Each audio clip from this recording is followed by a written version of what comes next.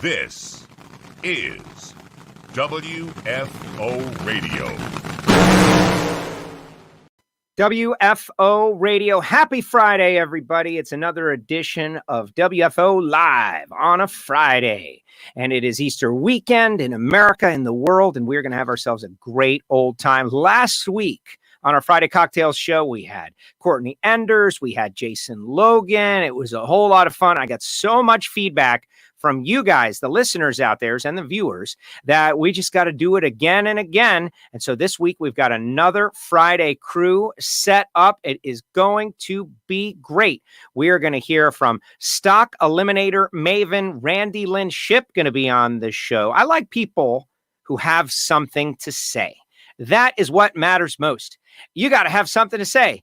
And Randi Lynn has got something to say. Good ideas, good comments, good commentary, a whole lot of fun, and an excellent race car driver with that stock eliminator, Firebird, doing giant wheel stands. And we've also got Top Fuel racer Clay Millican, who also has got something to say. Good opinions, good personality, and a whole lot of fun. So they will be joining us seconds from now. We got them in the green room geared up. But here's what we got to do.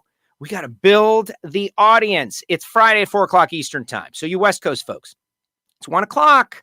On Friday, blow it off, whatever it is, right? You shouldn't be at work anyway. It's like a holiday. You should be hanging out with us, enjoying. Now, it is Good Friday, so if you don't want to partake, that's your benefit as well, your choice. Let me know either way, but we are going to have some good fun. Now, while the audience builds, what does that mean? Watch parties. If you're watching on Facebook, start a watch party. Get your friends on here. It's going to be fun. Where's the conversation going to go? I have no idea. I really don't know. I have no idea. Preparation for these things is pointless because it always goes somewhere different than you prepared for. So we're just getting together. So start a watch party. Those of you on YouTube, your comments come through as well. So all you listeners will be able to comment on what we're saying. We'll put your comments up on the screen, and we're going to have a good time for about an hour or so. So get settled in, get ready for a little WFO Live on Friday. Now, this is all brought to you by our great friends at Total Seal Piston Rings, the leader in ring seal technology, Matt Hartford, Lake Speed, Keith Jones, the guys over there, big supporters of WFO Radio. In fact, we're trying to get the word out about Total Seal Piston Rings so much, we have started a podcast for them as well called Hidden Horsepower by Total Seal. Keith Dorton, a NASCAR legend, is our latest victim on Hidden Horsepower by Total Seal. And of course, all you DIY racers, they got a 20% off discount right now during these tough times. Check them out. Samtech.edu, the School of Automotive Machinists and Technology. Brian Massengill and the family. We got a podcast for them too. Factory Stock Podcast. Speaking of Factory Stock, Bo Butner, Randi Lynn, they are in that world as well. Factory Stock Podcast, great stuff. But it's all about you kids saving us.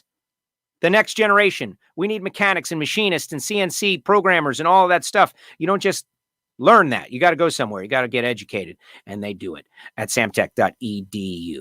Marvin Rodak, rodakscoffeeandgrills.com, great friend of mine, roasting gourmet coffee down there in Fort Worth, Texas, barbecue, hot sauces, spice rubs, everything that is good and amazing, award-winning. He's been on TV, and he's a drag racer. What more could you want? And he's like waiting by the phone right now, rodakscoffeeandgrills.com, for you to order a little gourmet coffee. Mine should be arriving any second. And Frank Hawley's Drag Racing School, the Dragster Adventure. I got invited to do the Dragster Adventure, and of course, this COVID-19 thing happens. Hopefully, I'll get to do it some other time, and then I can defeat everybody and show my racing prowess against a bunch of novice rookies that I will dominate, and then claim that it was a huge victory. It will be great. I can't wait. But you can do that too, frankhawley.com, or actually get your license, learn to drive an alcohol funny car. Frank Hawley, of course, one of the legends, one of the greats, and of course, magicdryus.com. All right, without further ado, let's bring on our guest. We're going to stagger him by about 2 minutes. First up, she is like one of the first ladies of Stock Eliminator Racing, doing the Stock Eliminator World Tour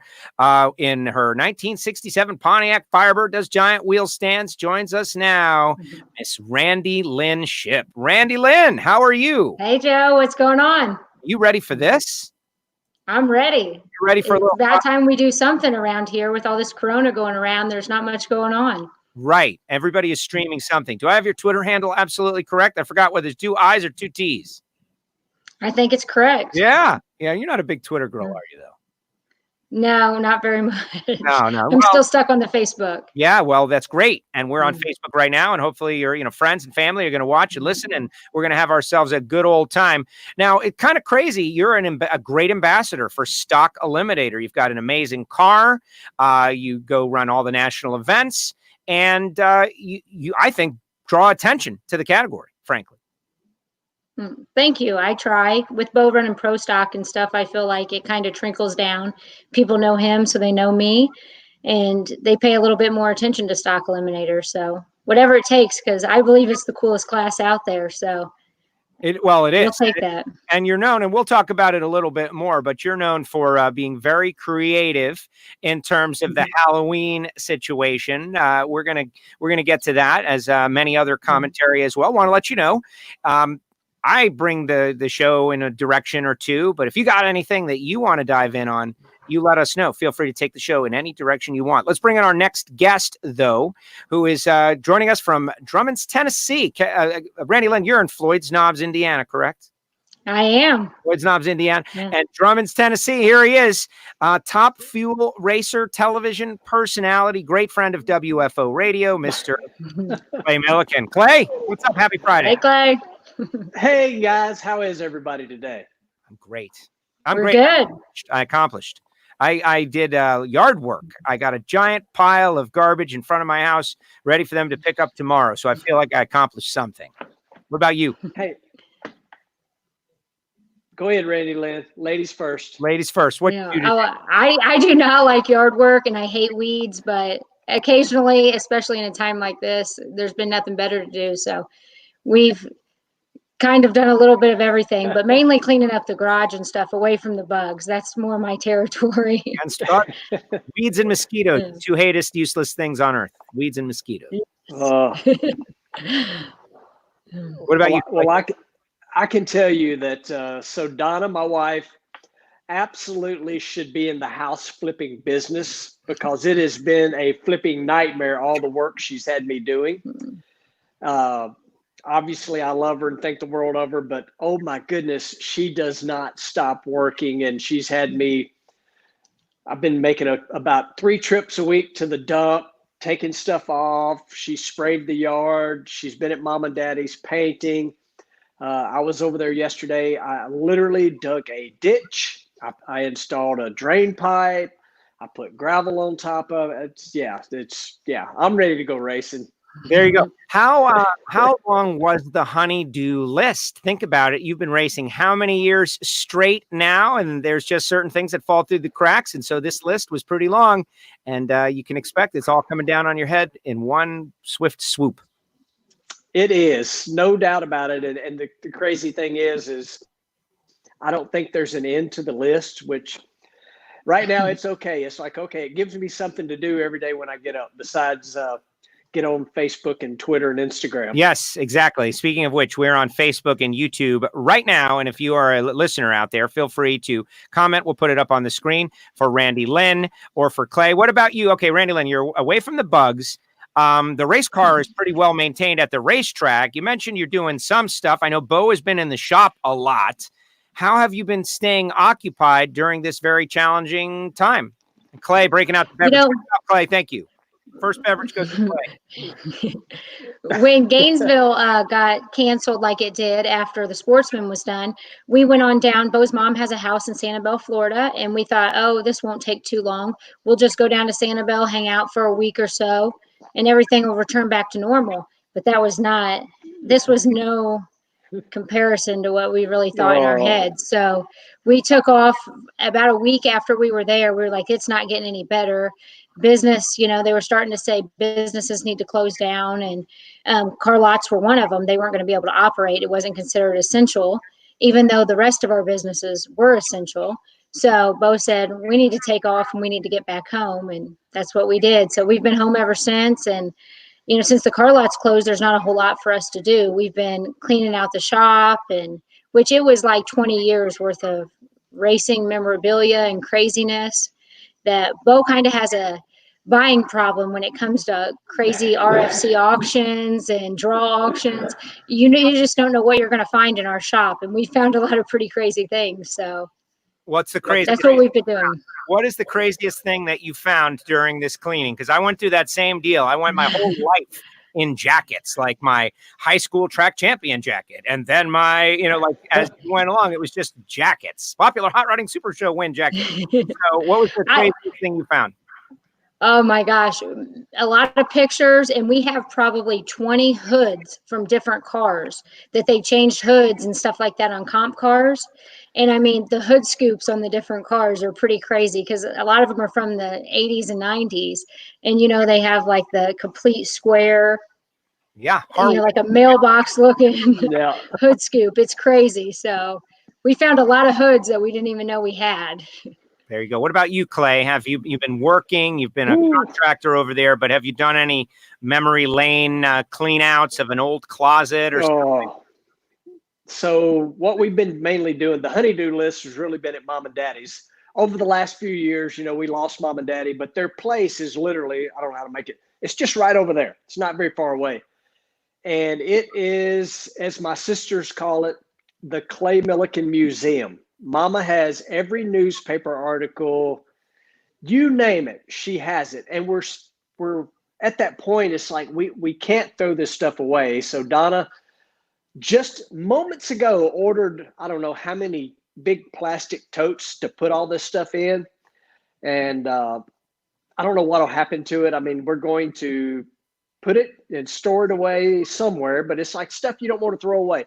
I promise you in there somewhere, and I have tried my dangest not to go down memory lane too much, but I guarantee you in there somewhere is an article or an IHRA drag review of me and Bo Butner racing in modified, IHRA modified. I promise you she's got it. Wow. Because she has every scrap of everything that's ever been printed. And the cool part about some of that is it is so old, some of it, that it's not, you can't go on Google and find it. So that's why you hate to throw any of it away. But at the same time, it is a mountain of stuff. Mama kept it all. No, you can't. The Clay Millican Museum is going to be like a tourist attraction in Drummond's, Tennessee in like 2040. Kids are going to go there and pay to see it. But you can't throw anything away. I'm accused of being a hoarder, but not memories. Like that's something like, hey, look, I accomplished something as a younger person. And throw it away like that's you can't. Crazy. You can't, I was just made me think about that was when Randy Lynn's talking about all the old hood scoops. There's probably a hood scoop in there somewhere from me and Bo back in the IHRA modified eliminator days because we raced each other a lot and we always had good races. Our only problem, and this is me and Bo's only problem we ever had, is Anthony Bertozzi was in the same class. That was never a good thing. The guy only won about, 15 freaking championships in IHRA modified eliminator. Yeah, he's good. Anthony's pretty good, right? There's a lot of great racers out there that are just savant-like talent. And, the TV shows can't cover everybody. And that's the problem. But like Randy Lynn said, like stock eliminator, 9-wide tire cars, and exactly as they were intended, but super modified. They could be their own show if that's what we were doing on this given day. If NHRA would publicize it a little bit better, I mean, there's not much cooler than a 67 Firebird racing a 2019 Cobra Jet Mustang that's out on the street today, and like my car's a car your grandpa would have. Like, that's just a cool concept to me. Yeah, I think it is. Absolutely. And go ahead, Clay. Oh, I'm just laughing because Donna is over here. Can I print something? And I told her she could come on here. Her and Randy Lynn are big buddies, and Donna's welcome on the screen. This is very relaxed. Get in here. Hey, Donna, come on over. Hello, Donna. You're She's shaking her head. Donna.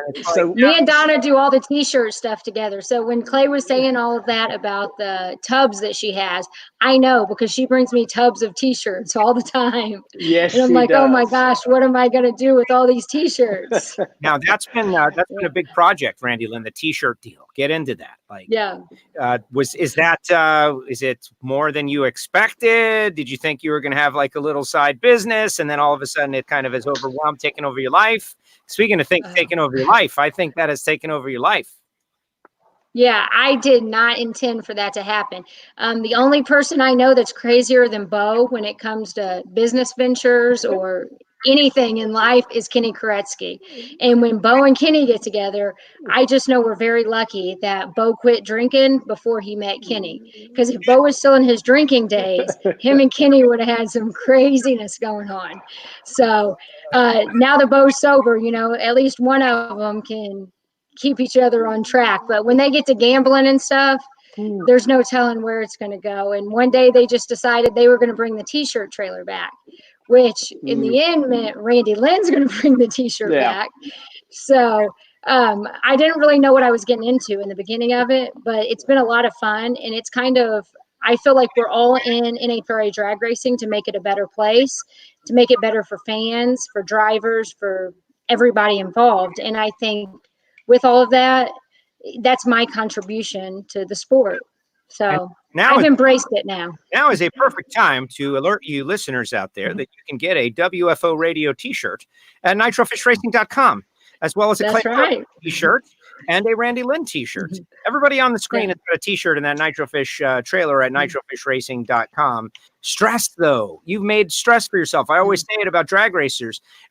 For fun, they will create some stress and a problem for them to solve. And that's exactly what this is. Now, all of a sudden, you got a whole bunch of racers that they want their art and they want their shirt and where's the shirt and the positioning in the trailer and the trailer in general, who's going to work the trailer. Fortunately, you had a good crew out there last year, but just pretty crazy, your side hustle. Yeah.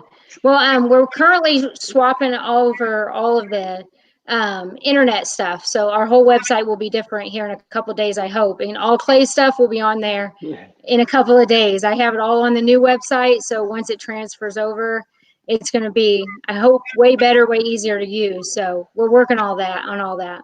That's awesome. That is. So go ahead, Clay. So I got to hop in here on the t-shirt thing. So I got to tell, I talk about it all the time. The t-shirts we sell, we donate all the money to animal rescue. And what I never say, because I probably am not supposed to, but Randy Lynn and Bo also give their portion of the money to the animal rescue as well. And it is very much appreciated. And there's a lot of little puppy dogs that are still around and rescued because of really Donna and Randy Lynn. Wow.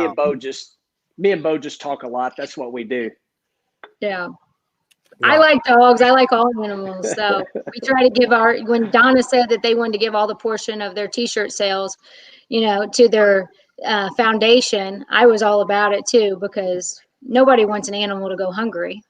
Exactly. And we have sold, a lot of t-shirts, and I got to tell this story again on the t-shirt thing. So it's been a couple years ago now. Iggy, which is our miniature bull terrier. If you know him, you know him. The people that follow him on social media, he has his own Instagram page. But we took him to puppy training when he was tiny, like a little bitty guy. And the people that print our t-shirts is across the street from the animal training place. And so we just walk in over there to place an order on shirts, and we got him in our hand. They're like, "Oh, he's so cute, and y'all should make a t-shirt." We're like, ain't nobody gonna buy a t-shirt of our dog except us. Well, when we showed up to pick the shirts up, I see where this is going. They had printed an Iggy shirt, and we're like, ain't nobody gonna buy them but us. And they said, well, just take them and see. And so told Randy Lynn about them, and she's like, yeah, we'll see how it goes. Well, the first year that we did it, Iggy outsold me at every race but two. Yeah. They do. It's a running joke. Randy Lynn, when her and Donna figure their money out, it is like I'm high-fiving myself if I outsell Iggy. I mean, it's just crazy. But Iggy sells a lot of shirts. He does. Has no race car on it. No race car, no nothing. And people buy Iggy. Well, he's got a famous look.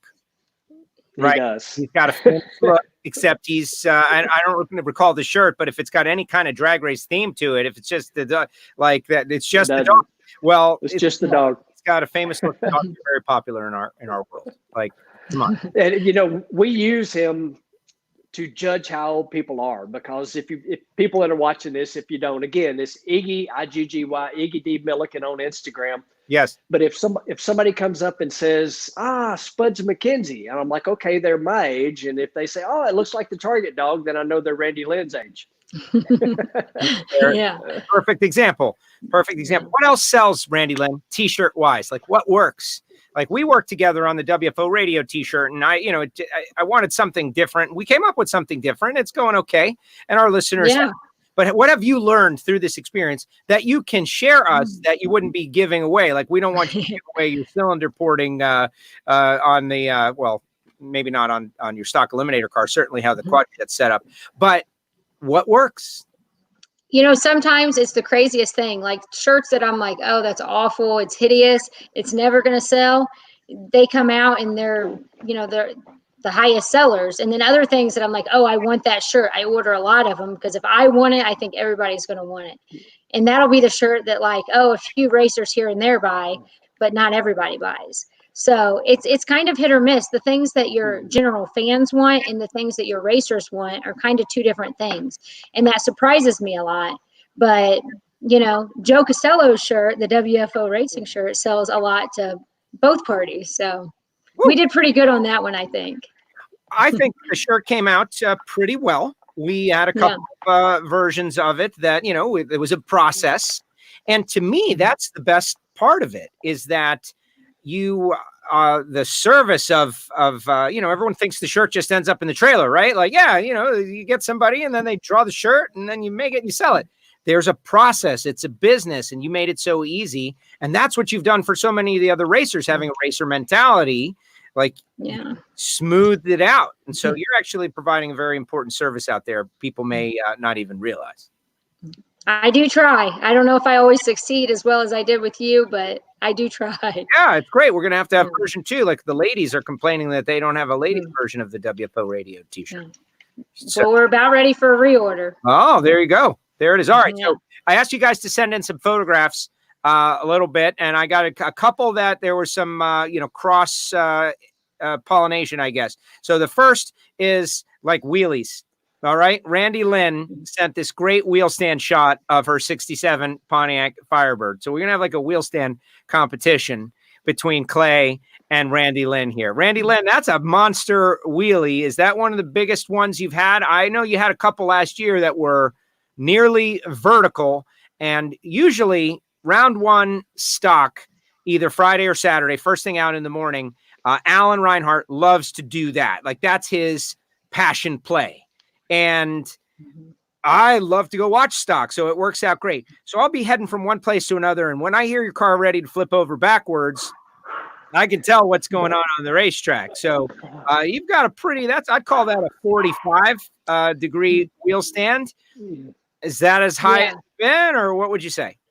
That's actually Gainesville last year I think that's still in the time runs, but everything that we kept trying to do to tame it down in Gainesville, the air is just so good. And when you wake up in the early mornings, it just gets better and better. And last year we ended up running Gainesville at Saturday night, late 1 o'clock. And because of rain coming, and the better the air got, the later it got, it just kept rearing up. And I think the final round it did the best one. It's 60-footed with the back tires. It was beautiful. The things that you hope to happen in a final round, especially when your wind light comes on, it did everything it was supposed to do. So yeah, I really like the wheel stands. We call it the Torque Monster. That's a name that I stole from my friend Matt Lund. Okay. They used to call their car that, but yeah, I always said I'm going to make a t-shirt that says Torque Monster because it makes it a cool name. That's what Pontiacs are. Pontiacs go big time torque. And you won the Gator Nationals. Before we stop I did. Gator Nationals, like you and Bo won the Gator Nationals together, but not just the Gator Nationals, the 50th Gator Nationals. Clay, you had a great weekend that weekend as well, getting to the final round. And one of the greatest drag races that I've ever attended. Just so much good stuff going on. We had prepared for it for a year. And pretty much accomplished what we set out to accomplish. We had a glitch here or there, sound system, power. I think the power went out, but that adds character now as we're down the road. But to make the final round and to win it, Randy Lynn, to win that race, like I can't imagine there's a bigger race to win. Maybe Indy, but on a big round year, though, it's tough to match. Yeah. Oh, yeah. Yeah. Randy Lynn made me and Donna stay up really late Saturday night, knowing I had to get up at 5 o'clock in the morning because she just kept going rounds. It was awesome. Was and that then do what? The fact that it was on Friday, right? Like we were chasing weather and all that, trying to get it in. You got to just groove. You got to just stay in that groove. And she just killed it. I mean, and it was after midnight when y'all did the final, right, Randy Lynn? Yeah, it was like 12:37 or something. We went to Waffle House later on that night. And when we went to Waffle House, I think it was like 1:30 in the morning, we were celebrating. And they had actually went to Waffle House the night before to eat dinner too. And I was like, I know we're going to have a long day tomorrow. I don't want to be up late. I'm going to bed. I didn't even go to Waffle House the night before. But the night I won, I went to Waffle House. Oh, okay. All right. Well, I love Waffle House. So back to the wheel stand competition. I love what do you get at Waffle House? I get the Burt's Chili. Burt's Chili at Waffle House. Incredible. I have Grand Slam. Yeah. All right. Wheel stand competition. Entry number 1. That's Randy Lynn, 45 degrees. Clay Millican, Top Fuel Dragster. Uh-oh. Oh, he might have me there. 45 degrees, and there is. Does it count if you go over backwards? That's the question. I think they'll take some points off for going over backwards, but I don't know. That's something that scares me to death. I hope I never do. So.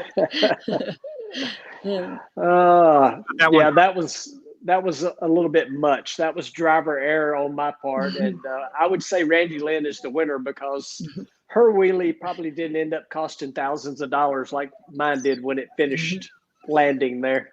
Right.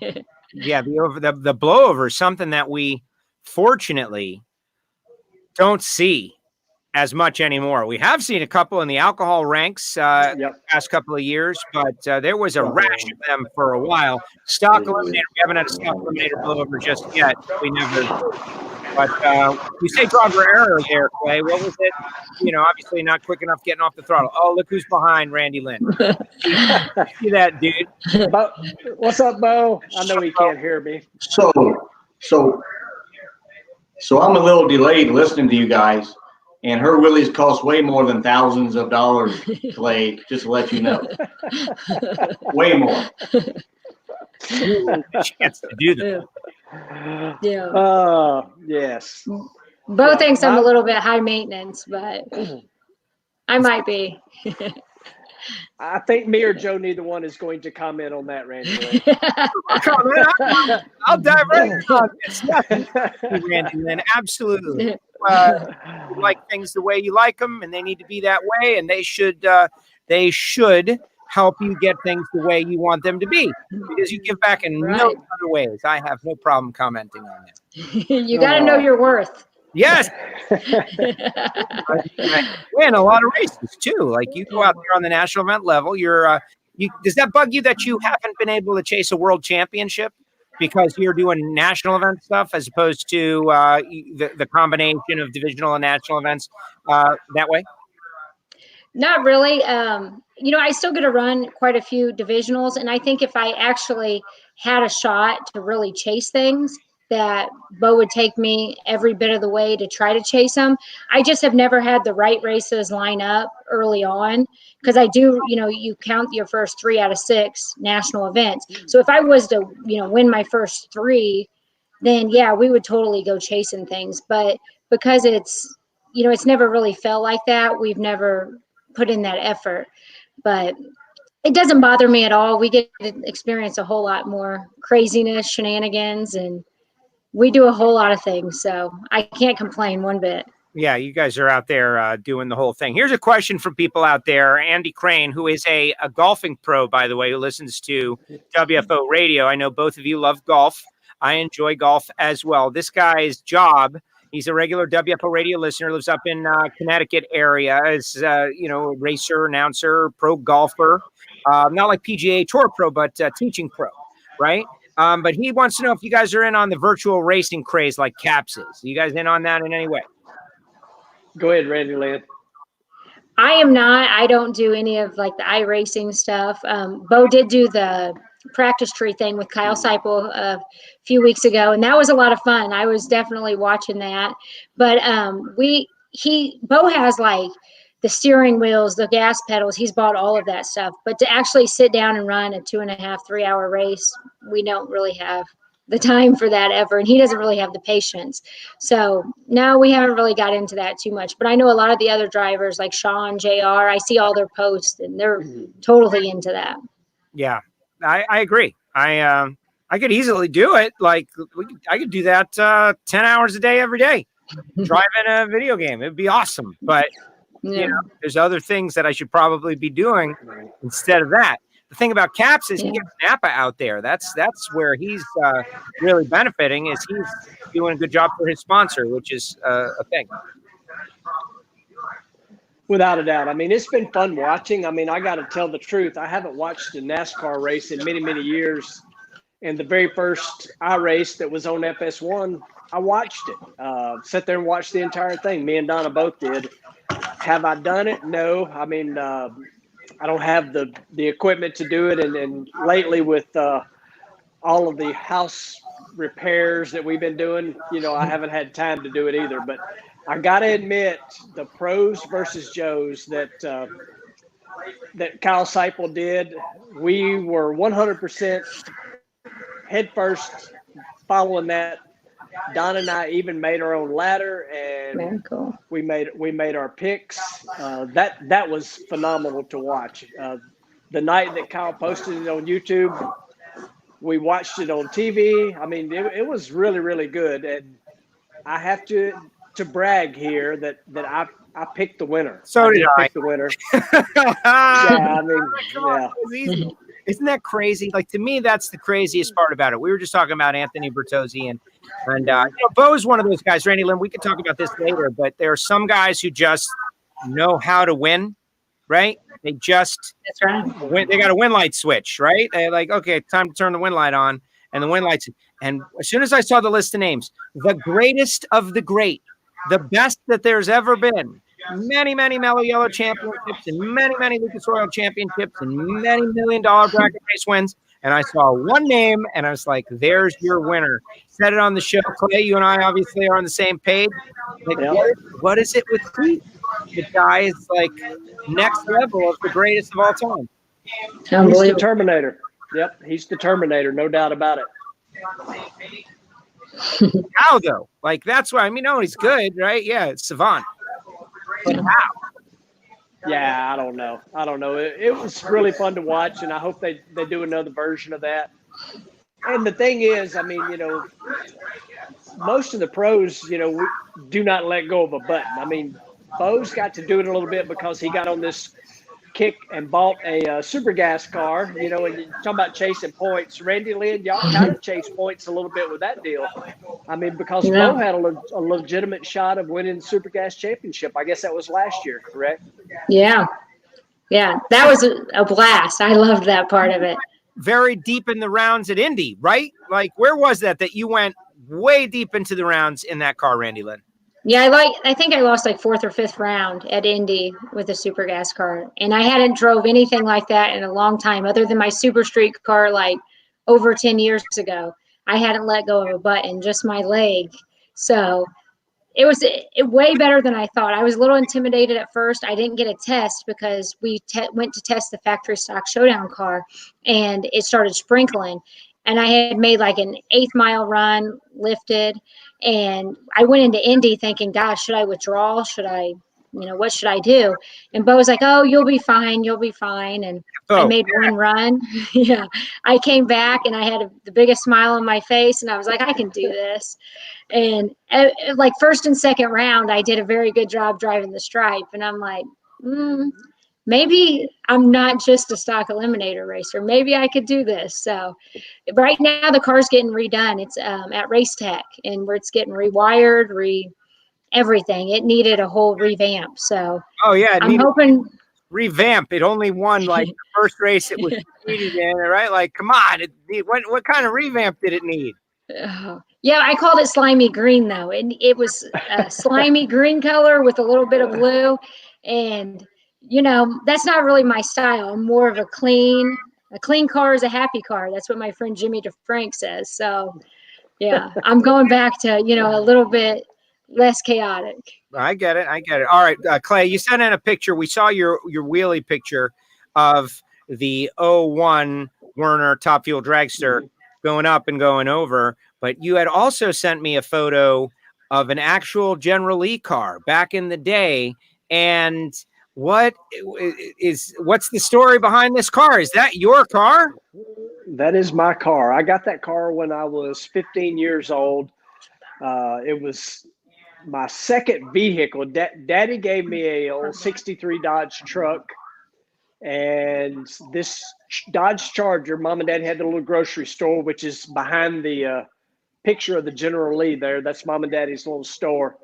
Well, that Charger was parked out front. It had a crashed passenger side fender on it, and I just had to have it. I was, being the age I am, I love the Dukes of Hazzard, and Daddy somehow made a deal and traded my Dodge truck for that Charger. And being with the Dukes of Hazzard on TV, shortly prior to that, took the thing to Earl Shipp, got a $79.95 paint job, painted it orange, and a guy at school actually hand painted the 01 on it. And that was my first car. That's actually the first car I ever took to the drag strip, was that car. Wow. You have an actual General Lee, which is incredible. Yeah. Randy Lynn, you guys were the Dukes of Hazzard for Halloween one year. Yep. Yeah, I don't know if Clay knows this, but Bo's name really isn't Bo. His name is James. And, when he was like 4 or 5, 6, his grandma, was calling him to the dinner table saying, Jimmy, come here. And he didn't want to be called Jimmy. He had, there's like James, Jimmy, there's all kinds of them in the family. And she said, well, what do you want me to call you? And he said, Bo, because that's what was on TV. And that's been his name ever since, is everybody calls him Bo now. And so when we were first deciding what to do for our Halloween get up, one day CMT was on in the kitchen while I was cooking breakfast. And I was like, that's what we should do. We should be the General Lee. We should do Dukes of Hazzard. And it just kind of came natural the first year, which is now tumbled into a lot of craziness that I don't know if Bo likes all the time. But I would love to redo that year that we did the General Lee, because it was pretty awesome. My favorite was Smokey and the Bandit, though. Do you have a favorite, Clay, that they have done? They've got Back to the Future. They're very deep into this. Speaking of things that Bo is probably stressed out by, category of things that Bo is stressed out by, Halloween. But the championship year, of course, with the Smokey and the Bandit. Those 70s car movies, though, really were all car crazy, probably because of that. You had the Dukes of Hazzard. I don't know what it was, Wednesday night or Thursday night. I remember my parents let me watch it. It was a big deal. I was a little kid. And then, of course, Smokey and the Bandit 1 and 2, Smokey and the Bandit 3. Nobody talks about it. It was bad. Cannonball Run, obviously, was a big, big deal. But they were car movies, right? Going out there, going fast. Right. And look at us. We're all car crazy. Yeah, without a doubt, my favorite that Randy Lynn and Bo did, was obviously the Dukes of Hazzard. I mean, that being my first car, I love it. I've actually became friends with a guy named Robert Kibbe, who has a podcast called the Kibbe and Friends Show.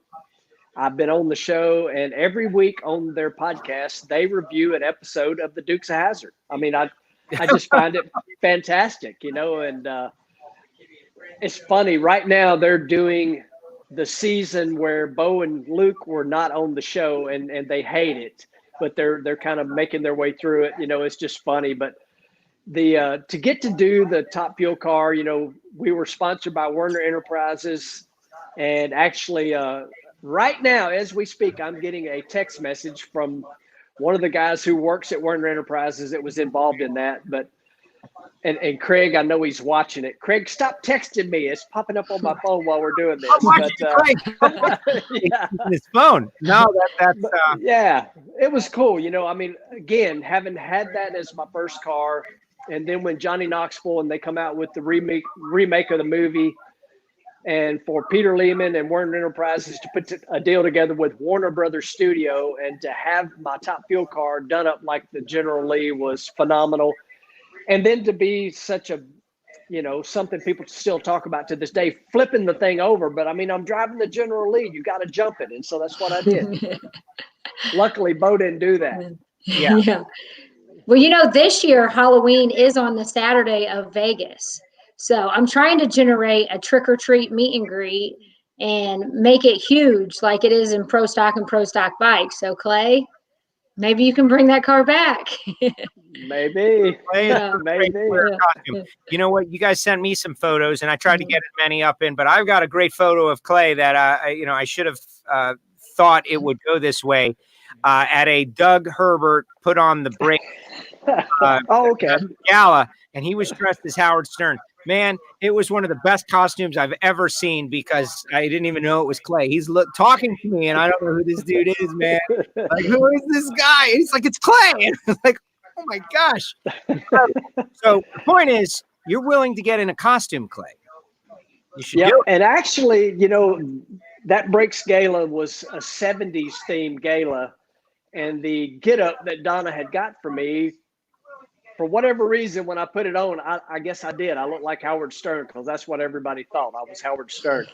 And I'm not 6 foot tall. And anyway, I guess I should have found that photo and sent to you because I thought me and Donna both looked pretty cool in our 70s get-up. You guys look great. You look great. Any reason? That's such a great race. Like, I hope, man, we're going to be back, right? We're going to be there. I mean, I feel like the news has been pretty positive. There's a lot of negative news. Don't get me wrong, with great respect to those who have lost their lives, obviously. But they say that we are flattening the curve. Man, I want to go back drag racing so badly. That Vegas race, in a critical time, everybody's thinking about championship, but they take a little time to have fun.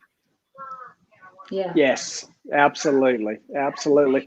All right, Joe. So, you said for us to have a drink, so I'm gonna tell y'all now. I'm drinking a healthy energy drink. So, Randy Lynn, what are you drinking?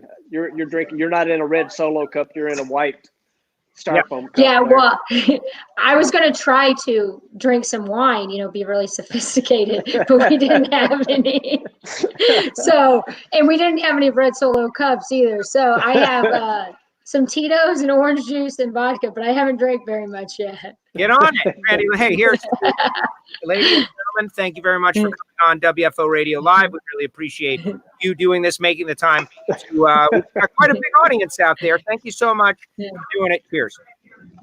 Absolutely. Chintante. Excellent. All right, here's a long question for Randy Lynn submitted via text from a guy named Wade. And it is very long. It may cover all of our faces, but I will read it. Here it is.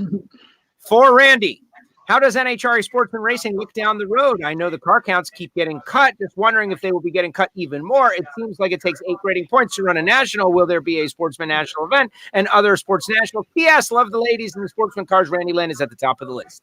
Says Wade. Thank you, Wade. That is a great, very detailed question. Yes. Thank you, Wade. I don't know if I'm at the top of the list. I just get to run a lot more races than a lot of the girls. So, it kind of gets my name out there. But, really, I don't feel like I'm just one of the girls. I'm just another stock eliminator racer. And there's a bunch of us out there. And the car counts are getting cut to make the show better for NHRA. I know a lot of people complain about this. And it's hit or miss. In some ways that it doesn't work out, and in some ways it works out better for NHRA. So I don't really think that they found their correct vibe yet.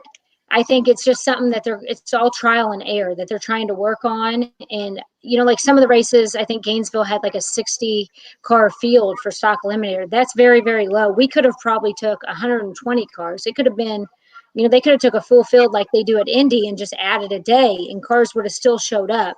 So stock eliminator and all of the sportsman categories are still very lively. I mean, it's growing like crazy, especially with all the big money bracket races out there right now.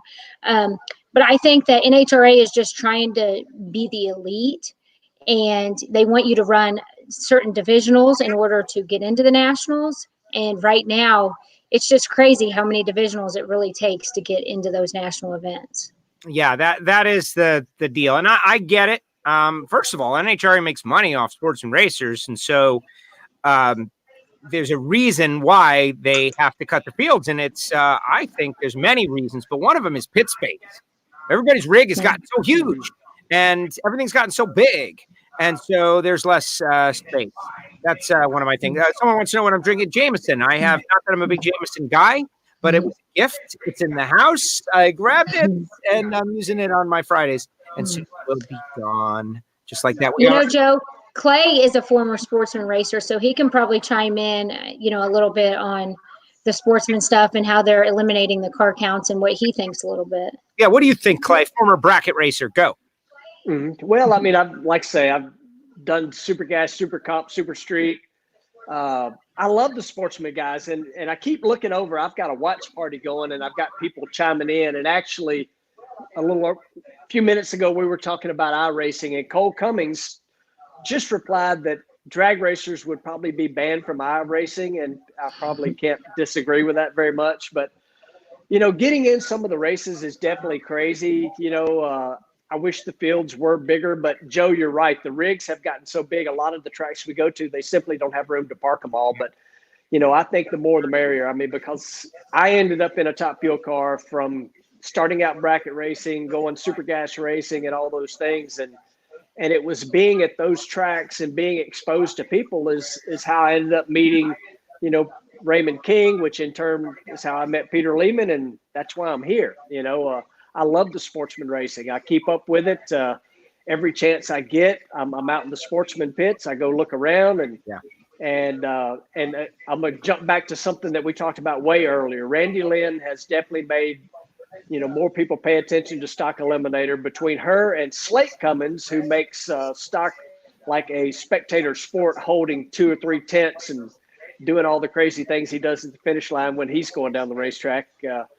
You know, the racing is exciting, it's fun to watch, and especially like stock and super stock, it's a little bit easier for the fans to watch and understand what's going on, where I think a lot of times the super classes, even though I'm a huge fan of them, they don't understand the throttle stops, you know, but I love sportsman racing. I am still a sportsman racer at heart. I think without sportsman racing, we don't have pro racing. And so a lot of people are always like, oh, are we just going to have pro races and no sportsmen there, or just sports nationals for the sportsman guys? And I don't think that works very well, not for the sportsman racer or for the pro racer, because we all want to be on that big stage. Not necessarily me, but, you know, Bo, for example, without Bo getting to meet Jason Line at a national event where we were running sportsmen, we would have never been racing pro stock. So it kind of all falls in together. I think that the pro racing needs sportsman racing. I agree. There's been a lot of columns out about like, should the sportsman racers get their own thing? Yeah, but the problem is, I hate to say this, but Joe and his like diehard drag racing fan friends will be the only ones that are going. The fans show up to see 330 mile per hour crazy machines that like they should not be able to go that fast. Like, really? Right. Like, how fast do they go? They can't 300 miles an hour, man. No, that's impossible. Nothing can go 300 miles an hour. No, these things do. They're really loud. It's crazy. Come see it. And people come to see that, and then they see this amazing 67 Pontiac Firebird almost flip over backwards with a hot blonde chick racing it, and they're like, that's that. And then they become a fan of Stock Eliminator. Like, I think that's how it works. Yeah, I think that a big problem in NHRA right now, in Phoenix is one major example. My car was in Carcraft magazine earlier last year, and the amount of fans that came up to me, I didn't even know people really still got Carcraft magazine. I know my grandpa did back in the day, but when they were doing the whole story on me, I was like, Carcraft magazine, like that's, you know, old. Yeah. And the amount of people in Phoenix that came up to me and were like, was this car just in a magazine? And they're like, when do you race? And I'm like, well, we've been racing all weekend. I think that there is a definite problem when we're not broadcasted, or I don't know, publicized, I guess is a better word for it, because NHRA should let fans know, everybody's grandpa had one of them cars, or they remember their neighbor having one of them cars that they were cleaning in the driveway.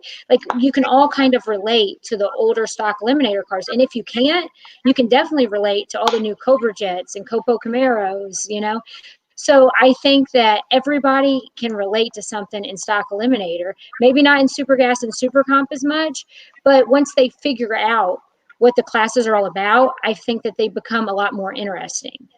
Absolutely. And what we've seen is that if you put something on a screen, people will be interested in it. So we could have a show only about stock Eliminator. And if you show the personalities and you pick some good people and you get some good like beefs going on, Clay, you mentioned the Cummings family, right? Like, oh, great. Yep. They tried to bring back dry hops in stock Eliminator a few years ago. Like why? Just cause, let's do it. And Driving the Stripe, Randy Lynn, you've been very helpful in our Drive the Stripe show that we have on NHRA's Facebook page. That I would love to get back to doing that again to show what goes on the top end. There's a lot of interesting things happening in these categories, but it's like, all right, stock Eliminator. All right, that's it. Get down the track. All right, next. You got to slow down a little bit. Take a little time. Well, Absolutely. I mean, just look at it. Just look at it. I mean, I'm a dragster guy. Dragsters don't have the personality that door cars do. And I mean, look how big the TV shows are, Street Outlaws, No Prep Kings, all that. And it ain't just the personalities, it's the cars, and dragsters don't have the personality that cars do. I mean, let's just face it, okay, my blowover, whatever, it was huge and massive, but that's not normal. It is very normal for a stock Eliminator car to leave carrying the front end, and people love that. And I think Randy Lynn's 100% right. People just don't realize that the show they're missing while they're in the pit areas watching us service the top fuel cars. Granted, all I ever dreamed about was driving a top fuel car, and they are the king of the sport and all that. But there is definitely more to be shown about the sportsman cars that is not being seen. And I love them. I mean, I just think it's so cool. I mean, there is so many personalities. Obviously Randy Lynn's personality. We talked about the Cummins family. Every one of those guys are personalities. Right now on my watch party, we got Jed Pennington tuned in. Yes. From the Luke and Jed show. They have a show every week. Yep. Jed's watching right now. And very popular show, all about sportsman racing. Sportsman racing is huge. Yeah. And, Randy Lynn's 100% right. There's more to be done about, showing those guys, highlighting them. It is so many characters in that pit area that is unbelievable. So one of my WFO radio listeners, this guy, Justin, has been with me back to the NASCAR Radio XM satellite radio days. And he's a NASCAR fan, but he's been listening to WFO and he's getting into drag racing. He wants to know if all the NHRA cars, trucks, motorcycles race at one event or are separate like Xfinity and Truck Series at NASCAR races. And so that shows me, he's a racing fan already. It shows me that we got a lot of room to grow. There's a lot of people that still have yet to even experience what we're doing. And 100%. Everybody runs at different events. You got to look at your schedule to pick out which one. But there are some events where everybody's at. Yep, for sure. And I'm a hop in on, people that haven't seen our sport and all that. And we run into this a lot, because obviously the nitro classes and Bo, same thing in pro stock. It is hard to get sponsorships. And usually the final selling point, if you can ever get somebody to show up at a national event, they go, wow, I get it now. And the next thing you know, you might have a new sponsor. You got to get them to the events. And once they see it, then they're like, I get it now. That's it. All right. This guy, Michael, says the coolest thing about sportsman cars is they have names. And what's missing about the nitro cars are the names. Now, Parts Plus, obviously, like they need that space, Clay. But let's talk names. Clay, cars, names. People are asking about Dentley, by the way. There's the name. But what about it? Does your car have a name? Like maybe it's not on there, but did you name your car? Man, that's one of those things where it has to come naturally. Like the truck project that we're working on and have been for a long time, that name came naturally. And kind of like Randy Lynn said, she might have stolen a little bit, but the Pontiac Firebird, torque monster.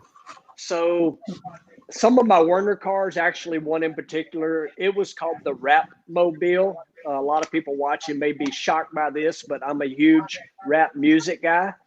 And one of the years where we won a lot, we had rap music blasting constantly, and the top fuel car became named the Rap Mobile, not like Fat Mobile, but Rap Mobile. Might have been a little Ice Cube playing quite frequently in the background. Yeah. Do you hang out with Tobler? There's another one. Ron Tobler is a huge hip hop guy. Nobody realizes it, but he likes and he likes West Coast and he likes hip hop, which I wouldn't guess that, but that is the case. Yeah. The case with you too. What about you, Randy Lynn? What is your favorite form of music? Well, if you come by our pitch, you're either going to hear 80s style rock and roll, or you're going to hear ghetto rap all the time. And, you know, some of our crew guys, they're like, oh, everybody thinks it's because of us that you guys play this music. And I'm like, no, that's Bo Butner. Bo Butner loves that kind of music. Oh, you're talking about, So, yeah, you're talking sometimes the preacher man comes by and Bo's like, hey, we got to turn that music down. Preacher man's here. You're talking about Craig Garland. Yeah. Yes. So since we're bringing up Preacher Craig, that's what I call him, Craig Garland. I love him. I don't know if y'all have ever watched the Friday movies, but Ice Cube did the Friday movies, and there's at the beginning of the rap song, "Don't Stop, Get It, Get It." Yeah, it is a line out of one of the Friday movies. Now, Craig, it's gonna be different living out here. Don't let your uncle or your cousin get you any kind of crap. Now, you hear? And every time I see Craig, I tell him that. I might even say the bad word to Preacher Craig every now and then. But yeah, it's funny. You know, me and Bo are definitely on the same line of music. Mine is definitely classic rock and roll or rap music. That's it. No country and Western. Listen, I was going to ask you guys about music you like, right? It's funny that it just came up, but I was going to ask you about the music that you liked the least, right? And for me, it's country and Western.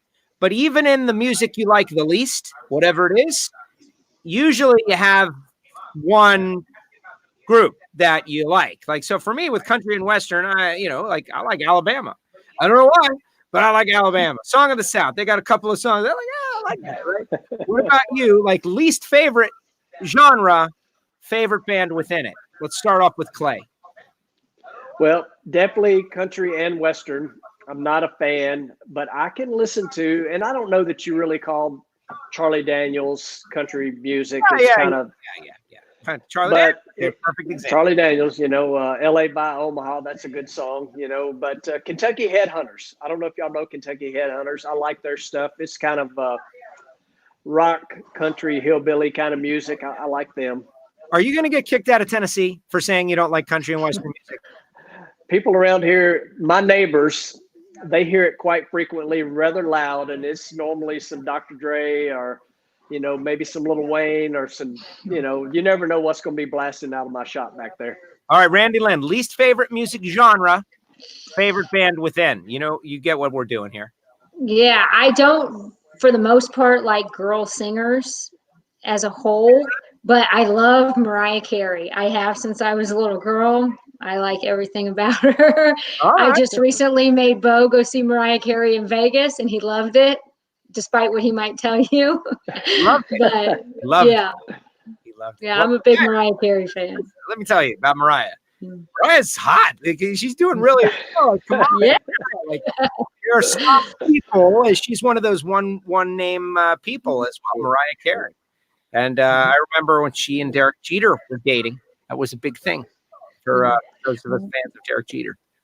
So. Bo wanted me to let you know he was one of the two straight guys in the concert. How do you know? Very embarrassed the whole time he was there. He was not happy about it. Well, that's what's funny is when we go to Vegas, there's always like a crew of you guys, Randy Lynn. I know you guys all go to these girl stuff, and Jason Logan normally goes along with you guys. Yeah. We have a girl squad plus Jason Logan. He's part of our girl squad. Right. We've been the Backstreet Boys and Magic Mike, and he's a good time. You got Jason. He takes care of all of us when we get crazy. Yeah, exactly. He's not that dumb. He's pretty smart. He knows. So people want to know if Netley's going to be ready for Drag Week, Clay. Ooh, I must say no. And even if it is, I Good think answer. with No. yeah, I'm gonna say no. So Dentley is still at Jeff Lutz's, and Jeff and those guys are kind of at a standstill. But Jeff's in the process of putting together a new No Prep Kings car for himself. And they actually continued to work. Asian and Farm Truck and Jeff Lutz has a brand new show that'll be coming out. I'm not sure when, but they continued to film because it was a small film crew, and they just now stopped filming for their new show. So yeah, Dentley hadn't got worked on a whole lot lately. So, but I can't wait. But Drag Week probably is out for me this year. I was planning on going, even though I don't think Dentley would be ready. But our race schedule, once the go button is hit, it's going to be go. There you go. Clay says it'll be ready for Drag Week. You just don't know which year. That's all. Yes. Warren wants to know, Randy, have you ever made a pass in Bo's Pro Stock car? So the answer is no, not yet. But how do we make that happen? Right? I think that's the natural progression we're getting to. And we know Bo is right there somewhere listening. Wait, Warren. Yeah, he's right here beside me, really. I have thought about it several times and almost tried to make some test passes in a car before Indy last year, but I don't know. I kind of like the low keyness of stock eliminator. I like just being a stock racer. I don't know that I would like all the chaoticness of being a real pro stock racer. I like the idea of making a run and just proving to Bo and all of our guys that I could do it, because I definitely think I could do it. But I don't know that just all the chaos that comes with it. I don't know that I can handle that. I have enough chaos just handling Bo, Daryl, and all of our guys. Chaos. What is this chaos? Example. Chaos. Like, what are you talking about? Clay's a top. Oh my gosh. Chaos. Like, what do you mean? Well, I cook for all of our guys at KB Racing also. So we have like 40 of us, along with the Kramer team and now the Kyle Koretsky team, who he really hasn't got to make his debut yet. Yeah. So we have a big team that I still cook for and run the t-shirt trailer. And then, if somebody needs to get ice, that's me. I go get the ice or whatever it might be. So we just have a lot of chaos. I couldn't imagine trying to drive a pro stock car in the mix of all that. Well, no, of course not. You get somebody that we to do it. Speaking of which, thank you for inviting me down for a meal at Orlando. That was great. And Kyle Koretsky is going to be great. Like that kid, first of all, like Kid Chaos, the captain's kid. What a nice kid. Like, forget racing. Like, what a nice kid. Him and Aaron Stanfield. And like, we got such a great crop of young pro stock racers coming up. All right, before we go, because we're over an hour now, and this is great, and I appreciate it. And everybody out there, hopefully you're enjoying it. This is all a big commercial for the WFO Radio Podcast. Subscribe on Apple Podcasts, Spotify, SoundCloud, etc. But Clay, I want to talk about a big moment that you had that I remember. It's one of my greatest drag racing moments, and it's your big win out there in Tennessee. Sorry, Randy Lynn, that Clay is like covering you right there. Like that's all right. He deserves it. He does. But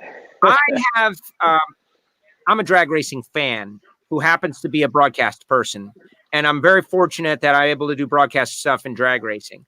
And so there are moments that I recognize, like, wow, man, I'm really lucky to be able to be here.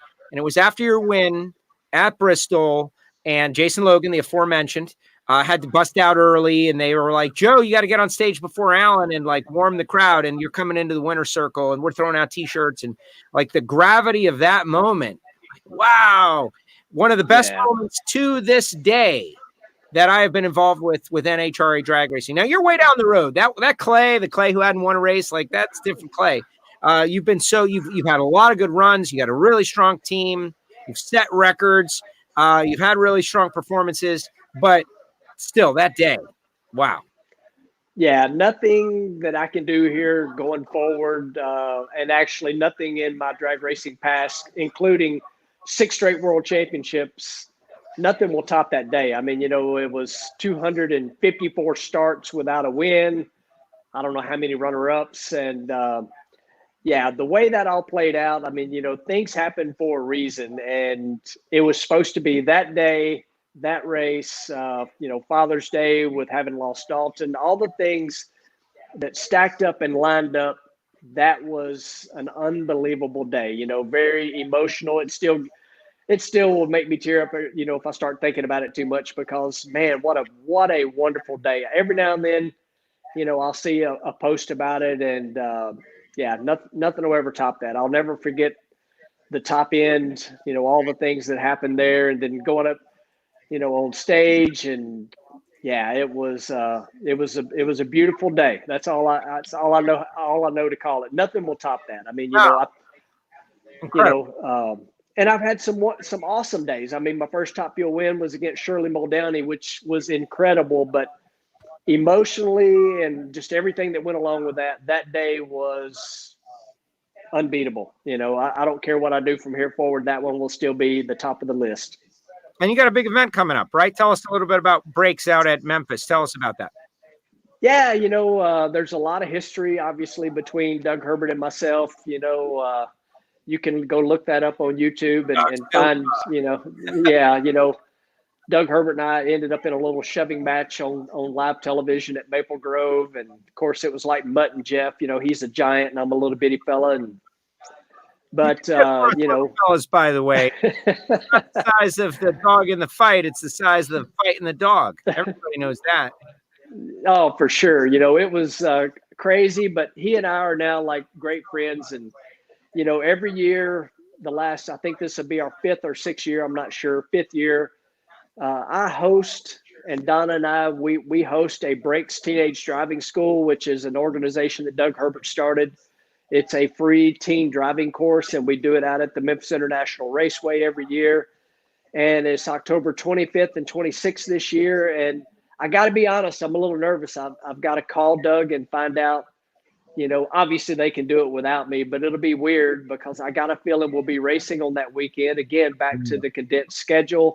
Sure. But we really enjoy it. We put a lot into it, and it's very rewarding. I mean, you know, we teach 144 kids safer driving, and I'm not one of the instructors, but we're there for every minute of it, and it is a lot of work, but it's extremely rewarding to think that you might have some small little part of making a teenager a safer driver. So yeah, absolutely, and something that, you know, what Doug went through, like I can't even imagine, and that he has been able to take that and turn it into something positive. That's what you do when you have something negative happen. You try real hard, and he was able to do it. That is amazing. I don't know that I would be able to do it. All right, something else in terms of Clay.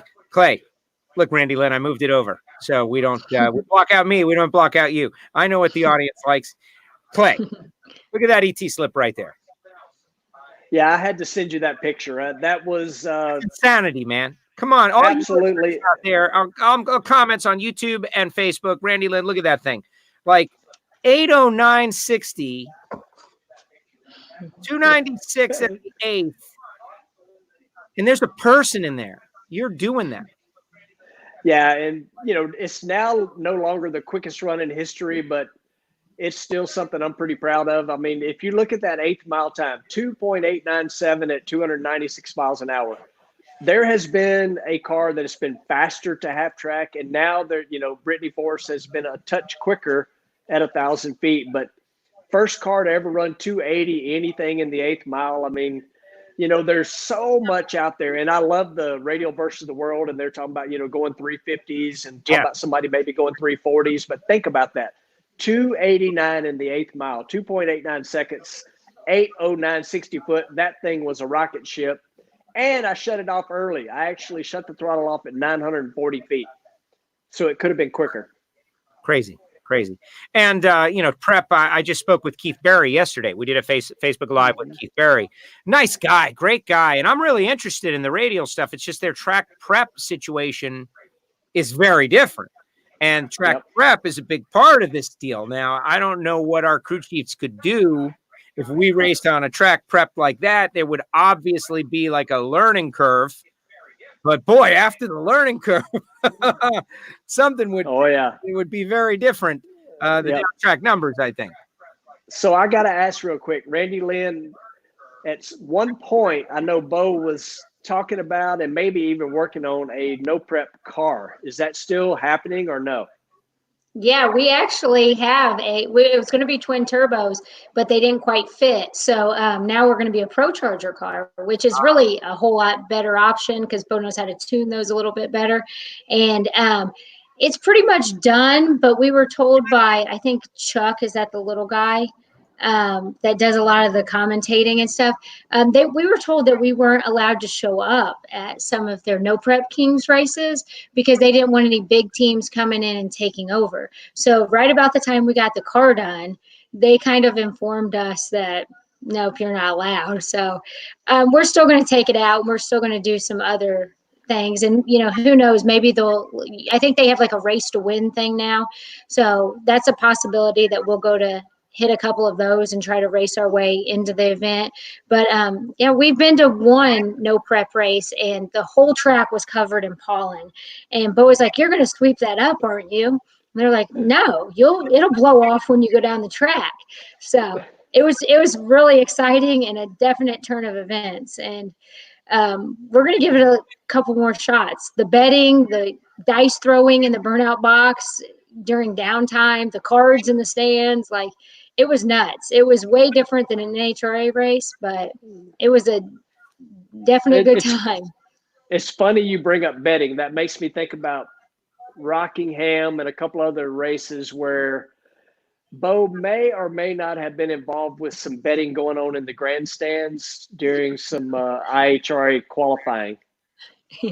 He talks about that a lot, and a lot of times he still tries to get people to bet, even in pro stock. Like it'll be qualifying, he's like, "Hey, you want to bet on best light?" And when Drew Skillman still ran, they'd always have some kind of side bet going on when they got to race. But it's hard to get some of them guys to put a little bit of money on the line. Right. And thank God for him, because to me, that's interesting. That's just another, like, as an announcer, like, we're looking for things to talk about. It can't always be about, 10-5. And like, you want there to be some sort of conflict. And $1,000 wager on reaction time or getting to the finish line first and qualifying is perfect. Yeah. Oh, yeah. And you really got to pay attention when you're betting in the grandstands. Again, I know Bo has way more experience at this than I do, but a lot of times it didn't matter if somebody red lighted or not. It's first to the finish line. You've got to pay attention to what kind of bet you make, especially when you're in the grandstands doing it. Yeah, absolutely. Absolutely. All right, Randy Lynn, couple of things, right? You get sent some great photographs here. There's you as Miss First, Linda Vaughn, taking the Halloween thing very seriously. We already mentioned the fact that you guys have done a great job with Halloween over the years. The whole family, though, like this is the epitome of a family operation. You, when we had the unfortunate passing of Bob Glidden a few years ago, you revealed that Bob and Etta were your babysitter. Like you literally grew up drag racing. Like you are a drag racing baby that has grown into someone who is now, like making a living in the sport and loving the sport. And it's not just you, your whole family. Yeah, it's actually kind of crazy. Like 25 years before I won the Gainesville race last year, my dad went to Gainesville with Bob and Etta Glidden, and just as a friend, him and Billy were buddies, and he went down there just to hang out and watch the drag races. And he ended up bringing home my first junior dragster. So that kind of started the rotation of my junior drag racing career, which led to me meeting Bo, running Stock Eliminator, and the whole pro stock thing. So it's kind of crazy how life works itself out. But that picture is from Norwalk. That's one of my favorite wins. It was the first win that my whole family was there. Wow. Bo's mom was there. His kids were there. And it was a great time. Amazing. You've had like Norwalk, a great racetrack. Saw Bill Bader on Facebook the other day. I'm like, we got to get this thing over with so we can get back to racing. All right. So one more thing I want to talk about, like Clay, you can weigh in on this if you like, Randy Lynn, what's up with this? What's with this? Well, that was actually like 7 years ago when I first got engaged, but we are actually going to seal the deal this year when we go to Vegas. Hopefully we're going to Vegas because we have a big party planned for the Monday after the Vegas national event at the end of the year. So it's going to be a crazy weekend for me between Halloween and the wedding. But Yeah, you guys are all invited. It's going to be a good time. Okay, that's just the people on the show, folks. All you listeners out there. Yeah. No. I don't know. If you talk to Bo, he invites everybody. Oh, He my. wants the whole world involved. So okay. Clay and Donna better be there. So I know you said I didn't come across this photo. Like, so it's going down this year. Like, this is the year going down. Yeah, November 2nd. And you're doing Vegas after the big race, the Halloween race. And what are you doing in Vegas? Like, because I got married in Vegas. Do you know that? There's a fun fact. No, I did not know that. I never knew you were married, actually. I was married. And man, the best, didn't work out, but it was very peaceful and friendly and positive the way it didn't work out. But the wedding, best ever in Vegas, in Bellagio, went across to the Venetian for the after party. What's that thing called? The after party? The reception. Yeah. That's reception. Right. The reception. But Vegas weddings can be great. They can be fantastic. So what are you thinking about doing? We have a whole lot of craziness planned. Me and my friend Austin Williams, we always joke, Bo's like, oh, whatever, whatever you want. I think he's U.S. winner, Austin Williams. Yeah, that Austin Williams. Yeah. Me and him have like a bunch of crazy surprises planned. And Bo, he just kind of rolls his eyes at us with our crazy illusions. And I don't know. I think there's going to be a lot of crazy surprises. And we have like a weekend of fun planned for everybody. So look forward to your invitations. That is awesome. No, it's great to hear and tremendous. All right, guys, that's it. It's happy hour. We're having a good time, a lot of fun. Thank you so much. You guys have been, before we sign off, I just want to thank you for, we're trying to make it in the world, right? With WFO Radio and the podcast, and Clay and Randi Lynn, you have both been willing to do anything. And at the track with NHRA, like they have given me the freedom to do some things on their social media that I think they're, our fans, drag racing fans like me, would be interested in, like Drive the Stripe, Randi Lynn, and like ways to expose sports and racers to things that fans don't know about. And Clay, in rain delays, there have been times that you have just dropped everything for us. So on a personal level and professional level, like, thank you, both of you, for even this. Like, hey, you guys want it? You're like, yes.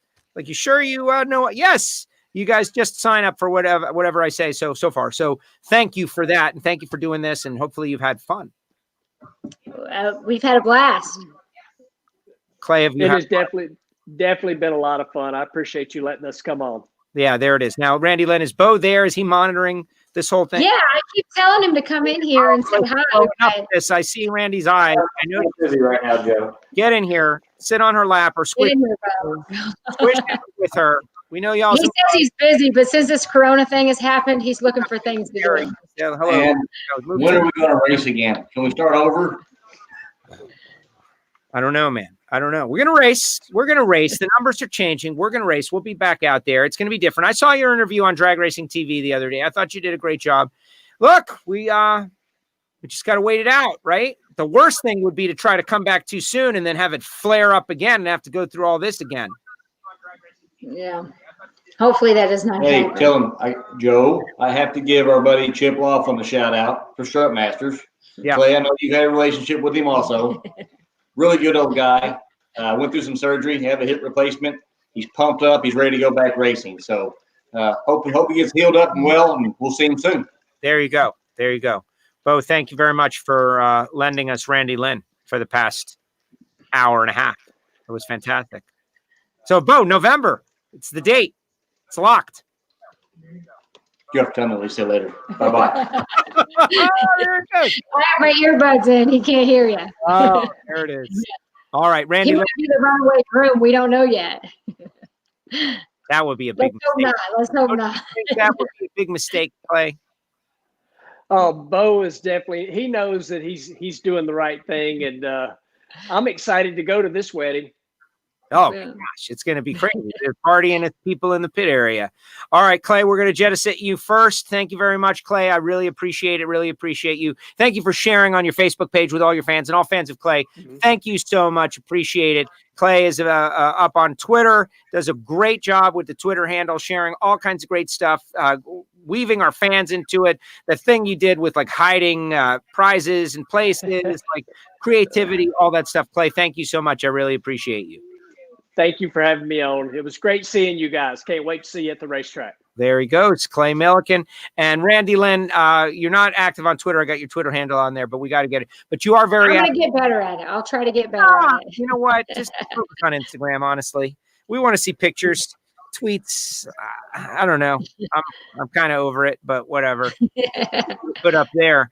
But I really appreciate what you've done. And thank you so much for just really taking the lead with Nitro Fish and the WFO Radio t-shirts and all of that stuff like that. It was so helpful to me because I'm the kind of person that, I don't know if it would have ever happened if you hadn't really got aggressive with it. And I really appreciate you doing that. And thank you for sharing the time with us here today.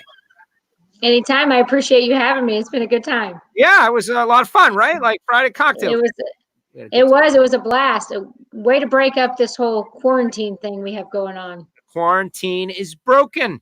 That's right. That's what we do on Fridays. And thank you so much. And, in the future, we'll have to do it again. You're welcome anytime. All right, we will. Happy Easter. Happy Easter to you. Thank you very much, Randy Lynn. See you later. Right.